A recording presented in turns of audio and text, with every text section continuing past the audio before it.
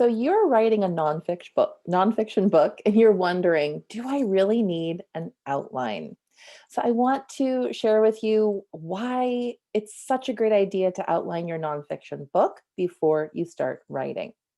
If you are creative, intuitive, you probably have some writing practices that are really focused on, freedom of expression. And so the idea of outlining first might seem kind of counterintuitive. However, there is so much power in having an outline, and I want to tell you why I recommend giving this a try. So, the first thing is without an outline, it is much harder to finish your book. The outline tells you what to work on when you don't feel like writing. It's such a myth that we need to wait for inspiration to strike. That might be true for some of us, but for most of us, we have to show up for our book and start writing before we get into that nice flow, creative rhythm where it does feel really creative and free form.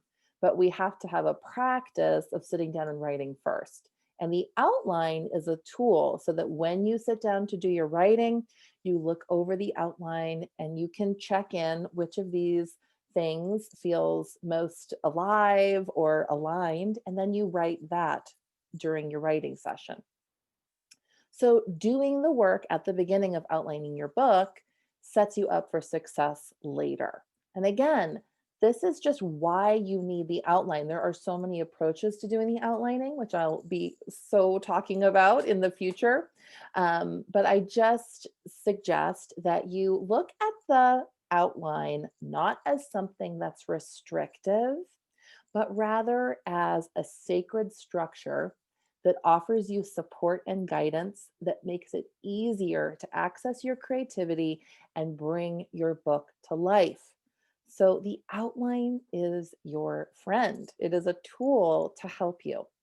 Another thing that I think gets overlooked sometimes.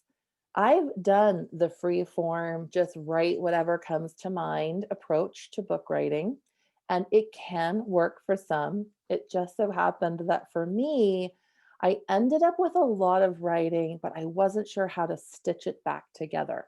So, having an outline at the beginning, and you have freedom over how detailed that outline is, but some sense of structure can make it much easier to edit your work at the end. So that's another reason I highly recommend using an outline when you're writing your nonfiction book. Even if your subject matter is personal, intuitive, creative, the outline can still be a really helpful structure. So, this is why you do want to outline your book when you're writing a nonfiction body of work and sharing it with the world. My name is Leah Kent. I'm a book coach. I'm also a writing group facilitator, and I help entrepreneurs, creatives, and healers to write and mostly self publish books that help them get their message out into the world, boost their visibility, your impact, and your thought leadership. So I love talking about books. And if you want to follow along with me, you can just subscribe below to this channel and get more insights on how to merge intuition and structure, how to bring your voice into the world and share your work. You can also download my essential self publishing roadmap that's in the description below. That's a free tool that gives you the steps of the process to go from idea to finished book, and it saves you lots of time on researching. And if you have a question about writing or self publishing, I would love for you to leave me a comment below so I can answer your questions, hopefully in a future video for you. So thanks so much for listening and being here. I'm so grateful that you're writing your work in the world and look forward to seeing the beautiful things that you're creating.